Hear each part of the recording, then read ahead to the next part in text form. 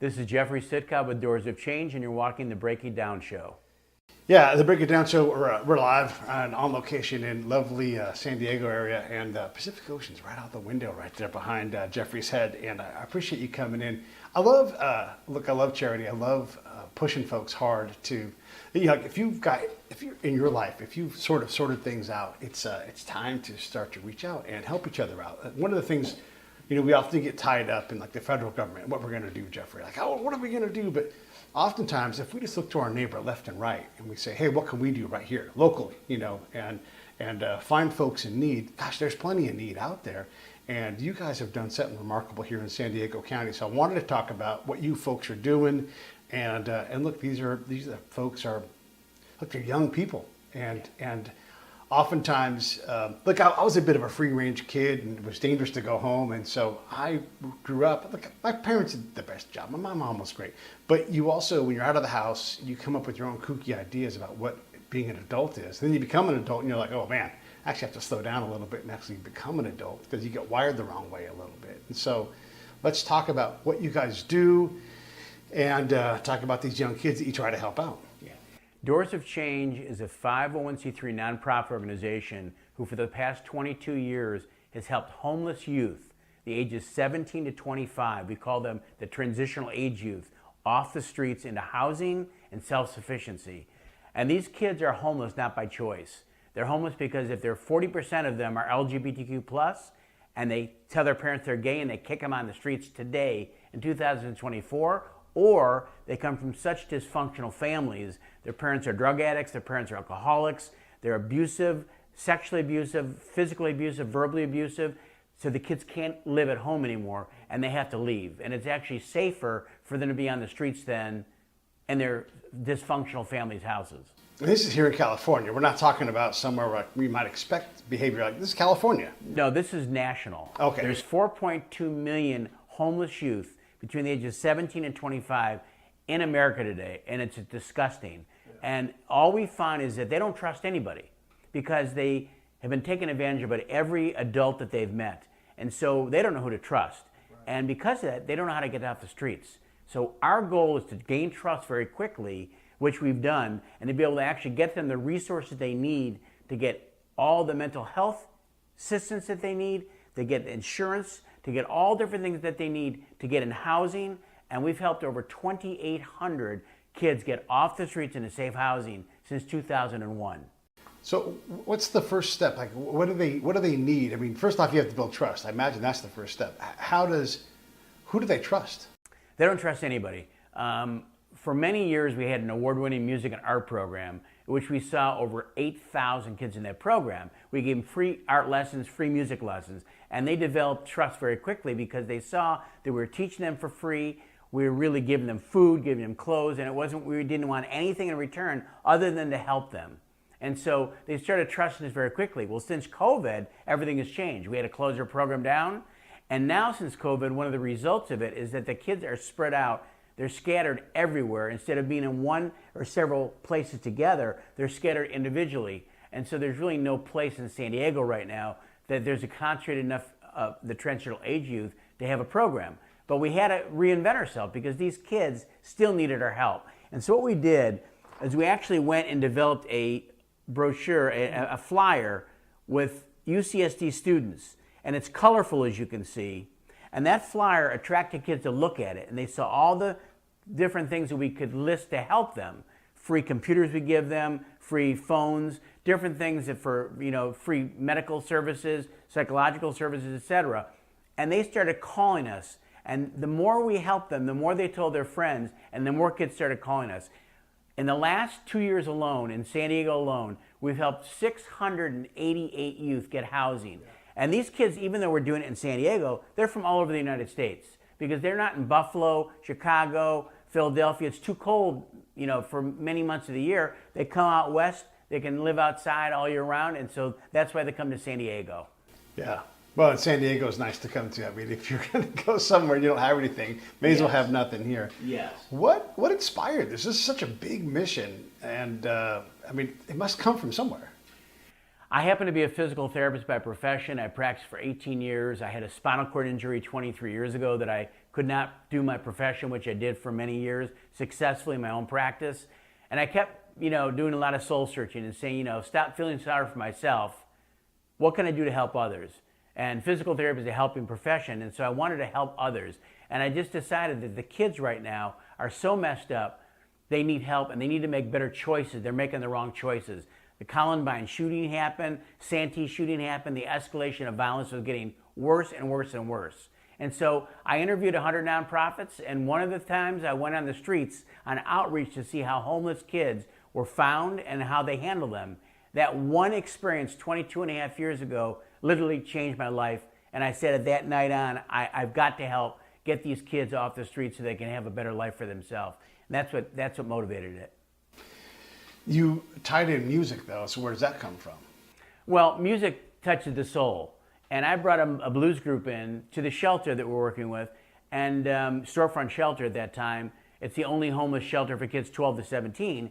And we brought a blues group in that just for one night to help their soul. The kids went crazy. They had such a great time. The next morning, we started the music and art program. It's been going ever since, up until COVID. So that's what started it, because I saw how the kids responded with music and art. And we said, this is helping nurture them. This is helping build trust with them. We've got to do this to help these kids. And it was very successful. And just like glossing over the fact that when I walk into your house, there are some gigantic names attached to this program. Yeah. How do you attach to, one of the names is Aretha Franklin, B.B. King. Yes. Let's talk about some of the people that have committed to helping you guys do this. And how do you do that? Well, I happen to be an award-winning photographer, and my photography allowed me to meet Billy Joel. And Billy Joel knew that the vision I had for these homeless kids was a good thing, and he said, I'll sign a keyboard for you. And within 3 months, he was touring with Elton John, and he told Elton John what he was doing, and Elton John said, I'll sign a keyboard for them. The ripple effect of the two of them being involved with us gave credibility that this organization could be trusted. This was a great organization with a good mission.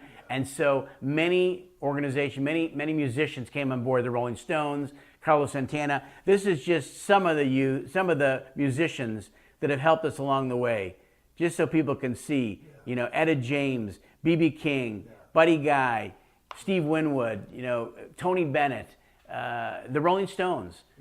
Many musicians said, we want to help also. And so they sign memorabilia, and we sell the memorabilia. And you can go to our website, by the way, at doorsofchange.org. Doors is plural. Doorsofchange.org. We've got memorabilia for sale on the website right now. Anything you do, 100% of it goes directly to fund our programs to get homeless youth off the streets and get them the resources that they need to have a better life. Okay, so I'm typing that message in right now. So give me a second here to type that in. Doorsofchange.org. What events do you have coming up? I'll do that while I type. Yeah, we also, and so obviously music is a big deal in our organization. We also do concerts, because we figured that in order for us to educate the community about the homeless youth issue, you got to get them together. And people love music, so we have concerts. We've been doing concerts now for 22 years. We honored B.B. King at San Diego State in front of 4,000 people. We have concerts every year now. And this next concert we're doing is July 27th, Casey and the Sunshine Band. Pull it back a little bit, yeah. Casey and the Sunshine Band. Yeah. And it's just, this is a place that you can go and have a great time. And 100% of your ticket price will go to get kids off the streets. 100%. So we're very blessed. Go to doorsofchange.org. We're going to have, tickets are going to be sold as of April this year. It's July 27th at UCSD, the Epstein Family Amphitheater. It's a beautiful new amphitheater on campus. But the most important thing is you'll be able to have a great music. You're going to actually listen to one of the homeless kids speak, which is powerful. And 100% of your proceeds of your ticket sale will go to get kids off the streets. Perfect. Yeah. Sorry, I'm trying to focus and run the machine and fly the ship. It gets a little complicated around here. That's great, man. Casey and the Sunshine Band. When you look, just let's pull away from the kids for a second. As you're doing this, and you're like, all right, now I know Billy Joel, the Queen of Soul. At some point, you have to look around and be like, I can't believe I'm doing this. Like because I get to do this. Like I am sitting here in your house looking over the Pacific Ocean. I'm like, oh my God, look what I get to do for a living, right? And I've been to Ruta Lee's house, and you and I both were hanging out with Anson Williams the other day. I mean, these are amazing things. Do you ever just go, how did I get, you're a physical therapist. You're not supposed to have all these amazing experiences. Do you ever just pinch yourself and go, what in the heck? How in the world did this happen? I usually don't, because it's not about me. It's about getting kids off the streets. And as long as you keep that focus, which we've done for 22 and a half years now, people want to help. It's never been about me. It's always about what we can do to get kids a better life. These kids are throwaway kids. These kids are good kids. They don't want to be on the streets. And they have no idea how to get off the streets. And so once we give them a little hands up, and I want to share with you about a couple of the success stories, because when people look at this, do they really make a difference with these kids? So this is Justine. Justine, when I met her, she was suicidal. She tried to commit suicide twice. Her mom was an alcoholic. Her mom's boyfriend used to beat her up, drag her by her hair, and when he started taking her clothes off when she was 12 years old, she ran out of the house and she left. And she was on the streets from 12 to 16 years old. Can you imagine a single girl, 12-year-old, a 13, 14-year-old kid on the streets by herself? Terrible. She founded the shelter. We met her. It was the music and art program which started really helping her tremendously, but it was our expressive arts program that really changed her life, because she learned how to make jewelry during our expressive arts program. And she said to herself, I can make money selling these things. And so she did. For 15 years, she literally sold her jewelry. She still does now. And she put herself through City College. She put herself through University of Santa Barbara, and she graduated magna cum laude. And now she is a school graduate of undergrad, but she also graduated law school. She just literally graduated law school, and this is Justine now. You can see with her law diploma and degree and her gown. And, it shows people that with a little help, these kids with hard work can get off the streets, can make something for themselves, can be role models for other youth to follow, because these kids don't think they can do it. Who's case managing these kids? I mean, that's remarkable, right? And there's so many times where you can take an incredible kid. Look, there's going to be a lot of failure because some people just are never going to quite figure it out. But you can grab some of these kids. Yes. But it takes a hard work and professionals to do this. How do you manage that part? How does that look like? That's a great question. The key to this is the case management. Yes. Case management is the key, because the case managers really take their hand and very gently walk them through what processes they need to help themselves. They evaluate them first, find out what their needs are. Do they have a drug addiction? If they do, they have to go to rehab. If they are mentally ill, which some of these kids, almost all these kids, have mental health issues because of the trauma of being on the streets, And so they need some of the medication, sometimes just to talk to a counselor, to do EMDR therapy, which is trauma anger therapy. And so these are the things that we can help these kids. And it's the case managers. We have Nicole and Turquoise are two of our full-time case managers. They're amazing people. They are angels for these youth, and they get them on the other side so they can be self-sufficient and be role models for others. Yeah. And then one of the things with these kind of programs is the case manager, isn't allowed to fail. The kids are, right? Because they are kids. Yes. They have drug problems. They have psychological problems, yes. Borderline personalities. You're just never going to defeat that. Yeah. It's always going to be a series of failures. There's addiction, all these other things. What does that look like as these kids, have to learn that this is going to be a lifelong process. Mm-hmm. It's not going to be easy. We always tell these kids it's not. You have to work hard. Yeah. Anything in life, you have to work hard. I work hard. You have to work hard to succeed, to get yourself so you can be self-sufficient. But it's the love that we give them, and they know that we're there for them. They can always call us. I have kids calling me still. I just spoke to a kid this week that I saw 9 years ago. Okay, so we're always there for these kids. We're 24/7 coverage. Our case managers and our program director, who is amazing, Joanne Newgard, they're there for these kids, and they're literally 24/7 coverage, so that when they call us at 1 a.m, we pick up the phone. Right. These kids know that we care for them, or else we wouldn't do that. Right. I'm getting some social mediating done here while we're talking. The case management piece is so crucial. How hard is it to find the right people? How hard is it to develop these people? Yeah. Well, we are blessed. Both of our case managers have a tremendous amount of experience, and these kids can tell. And the reason that they say that we're different than other organizations they've dealt with, we just interviewed a girl last week. She said because the immediacy that we get it back with them, sometimes it takes 2, 3, 4, 5 days, sometimes a week to get back to them. Within 20, 30, 40 minutes, we get back to them, okay? We get them, we get them, if they need food, we get them food. If they need clothes, we get them clothes. If they need a place to stay, we will do everything we can in our power to get them housing, okay? And that's why in the last 2 years alone, we've housed 688 youth. In 3 years, 849 youth we've gotten off the streets into housing. What's your success rate for so a lot of these programs, and I don't mean to say these programs like it's nothing, but a lot of programs where you're taking homeless people or struggling people off the streets, there's no longitudinal look, right? Mm-hmm. So they're like, hey, 6 months, we got them off the streets. But 7 months later, some of them are starting to recidivate, right? Sure.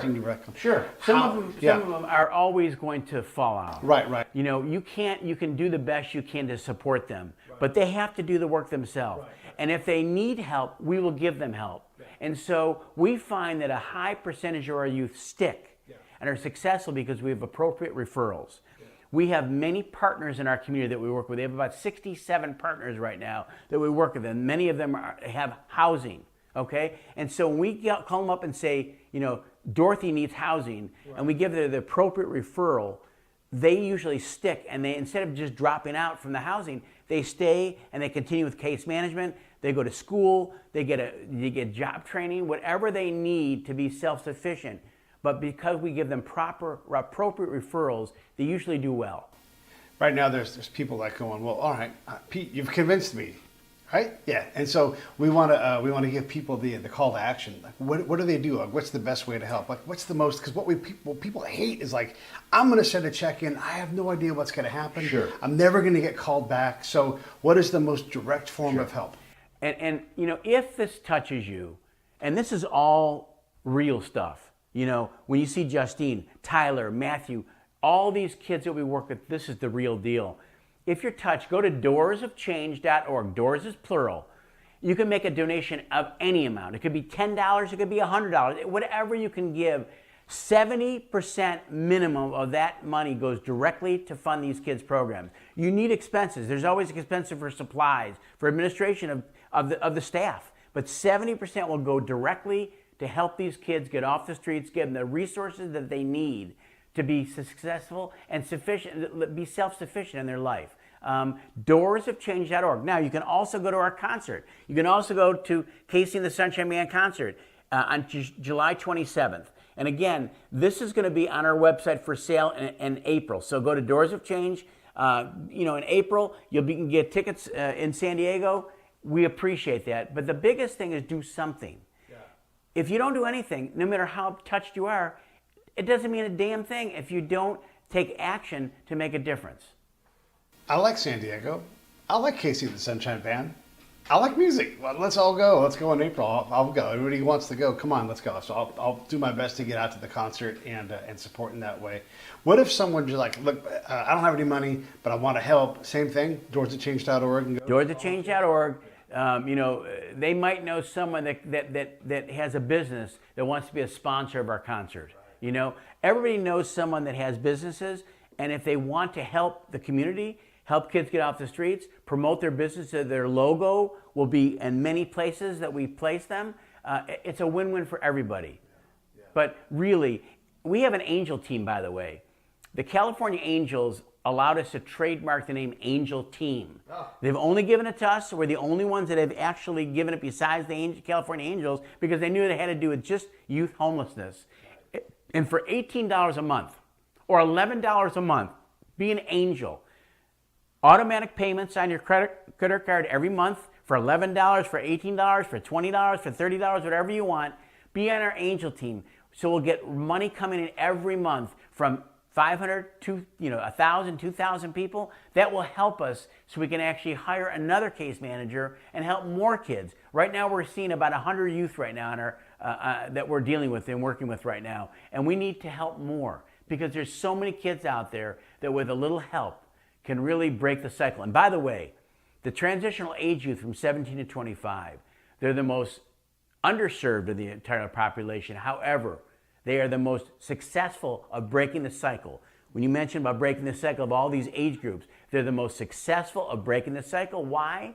They haven't been on the streets that long. They're not so emotionally or mentally ill or have addictions at that level where they can't do it. And so if we can get them and get them off before they're frozen, into the cement, that's how we have helped so many people. We've helped over 2,800 youth get off the streets into safe housing and self-sufficiency. No, that's great. I mean, that's fantastic. The other thing I wanted to ask about is, a lot of these families struggle.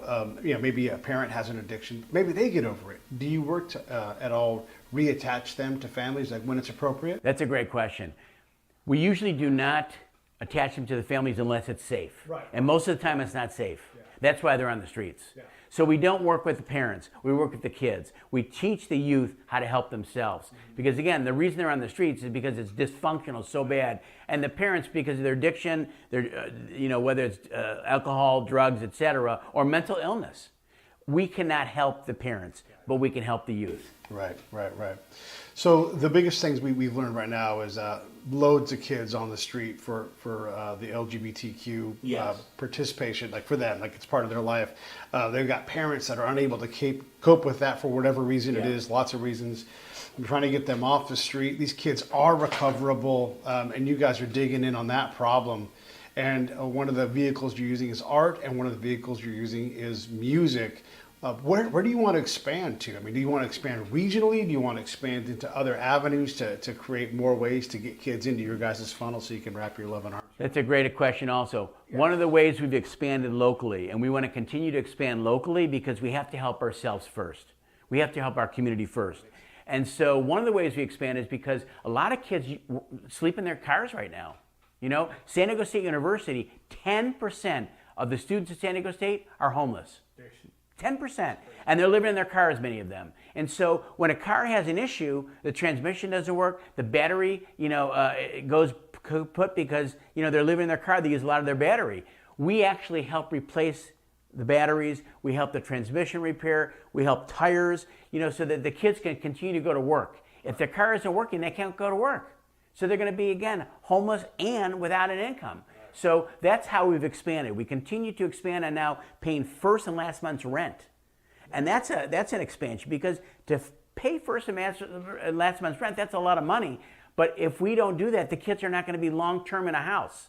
Okay? They can't come up with the money themselves initially.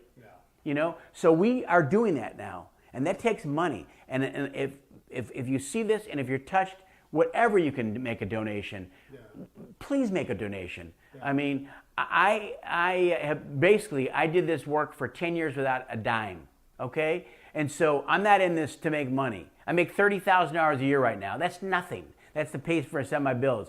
I'd rather have the money go to where it needs it the most, where the kids need the services, and to pay for the staff to be able to get them the case management, our program director, so she can orchestrate this whole thing. So we are going to expand first locally because we continue to expand in our outreach. We go out outreach 4 days a week, and we're going to continue to expand in different locations in San Diego. And if people that are seeing this live in a different part of the country and they say, we want to do this, get in touch with me, and for free we'll teach you how to do what we've done. You're going to have to do it in your community. We're not going to do it for you. You're going to have to do it in your community. But we'll show you the roadmap of how to do it. Yeah, no, that's powerful.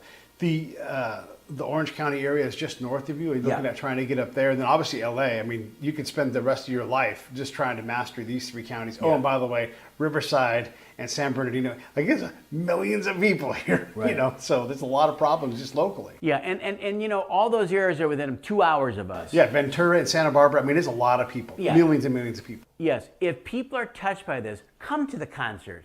Take a stand that this is important to get kids off the streets and come up and say hello to me. Yeah. Say, I heard you on that interview you did, and please come and say hello to me. But the most important thing is you're coming because there's going to be homeless youth there as guests of ours at the concert. And for them to see the community come and say, this is important, we want to help these kids have a better life, that's life-changing for these youth. Let's talk about a little bit of good news instead of some of this, all this homeless kids and everything else. Like we get that the mission is there and everything else, but what is some of the good that has come out of this? What is some of the good stuff from the music? Give us some things to feel good. Well, some of the great stuff that's come out of it is that Tyler was homeless from 12 to 16 because his mom was a meth addict, and he lived in Imperial Beach. He lived near the Imperial Beach Pier for 4 years. And what came out of it is he was such a good kid. He said to me, I want to be a security guard. Will you pay for my guard card? We paid $400 for his guard card. And he worked up the ladder at Elite Security, which is the #1 security company in San Diego. And he then started working at Petco Park, okay? And he actually became so successful there that he was Employee of the Year. Of all the employees at Petco Park, where the Padres play, he was Employee of the Year. And then from that, he left after several years there, and he joined the AMR security. It's where the ambulance services, AMR, they're nationally, AMR ambulance. And he's now a supervisor at AMR. So what's come out of it is we've had these youth that we've worked with that are really leaders now. Mm-hmm. And they're leading by example, and they're role models to give others hope. But that's just one example of how it's made a positive change. Yeah. We've helped over 10,000 kids get resources. What's a resource you guys would love to network into that maybe isn't available now? Because there's so many business owners that watch this show where you're like, we'd love to get this kind of resource. We need more trades. So if kids want to learn how to do construction, want to learn how to do masonry work, want to learn how to do mechanical work, want to how to do all different kind of trades. If you have a business that can learn, teach a kid how to do a trade, we would love to talk to you, because that's just another avenue that these kids, they want to work, they want to succeed, they don't know where to go. So we can funnel them into what you're doing if you can teach them, and start with minimum wage probably, and at least they can learn a skill. And that would be a blessing to have more outlets of angels to help train these kids in different professions. Yeah, where do people sign up for the Angel Club? Go to doorsofchange.org. You can be an Angel team member at doorsofchange.org, and it's again for $11 a month. Most people can afford $11 a month, or $18 a month, or $30 a month. Yeah. But it makes a huge difference, so we can get more funding to get the computers for these kids that are going to college that we give them for free. Yeah. They need phones, okay, for telehealth visits and stuff like that with their psychiatrists and psychologists. We need the community to step forward to help us so we can help these kids more.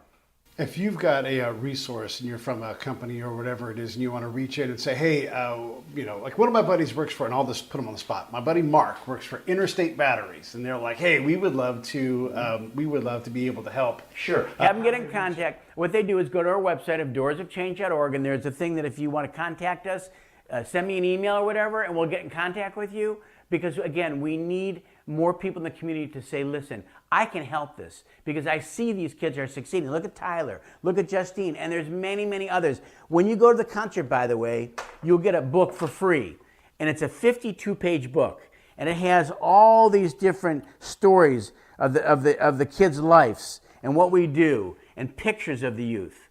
I mean, it's fantastic. And every year, it's like a 52-page book every year that we do. And, again, it will show them that their donations, what the ripple effect of their donations are doing. You'll see right there. Here's Matthew. Matthew, his father sexually and physically abused him. And he said to the point, if it happened again, I was going to kill my father. So he left the house.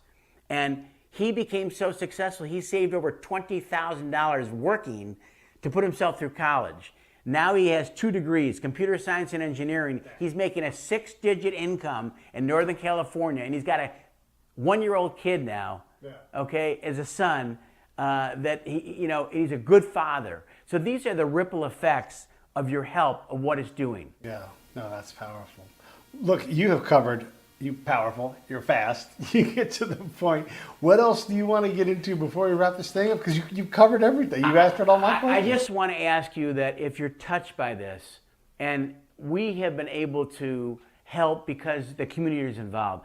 I can't do this alone. We need help. And the sad thing is that most of the time it's money. Because if we don't get money, we cannot hire our case managers. We cannot hire our program director. We cannot hire all the staff that's needed to be able to get these kids the services that they need.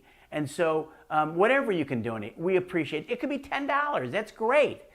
You're doing something to make a difference. If you have memorabilia that you want to buy, go to the website and buy memorabilia. We've actually been able to sell almost $900,000 in memorabilia over 22 years to fund our program to get kids off the streets. We've got many famous people that have signed things. If you're a celebrity out there and you want to sign something for us, that would be fantastic.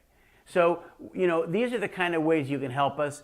If you're a psychologist and want to donate your service and maybe, give therapy to 2 kids a month, whatever. These are the kind of ways you can help. But go to doorsofchange.org and email me if you're interested in helping.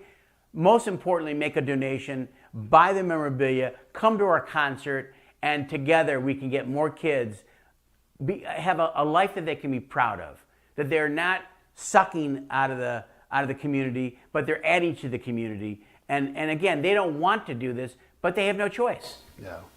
Yeah, thanks. I appreciate you coming on the show. Let me just say this here. If this at all moves you guys, this is a great charity. These guys are legit. I'm going to be doing what I can to help. If you're at all interested, and if you miss a link, if you forget something, hit me up, peterbreakitdownshow.com. I'll direct you to Jeffrey's folks and everything else. It's a good cause. Kids and look, their passion. You can see that. So definitely do that. Reach into them. Anything in closing, one final word for you. Thank you so much for your interest, because many people are takers. And to be able to be interested in this, you're a giver. You're a good person. And I just am so appreciative that you're touched by this. And listen, this is the future. These kids are our future. We have a whole generation. 4.2 million kids are homeless in America today. If we don't do something about it, they're going to be the kids that become the adults of 30-year-olds, 40-year-olds, 50-year-olds, 60-year-olds. They're never going to get off the streets. And it's going to hurt our society. And it's so much better to get them off the streets and be productive people. And I'm just so appreciative of your interview to get the word out. So thank you so much, Pete. Oh, you're welcome. All right, let me run these credits. Stand by.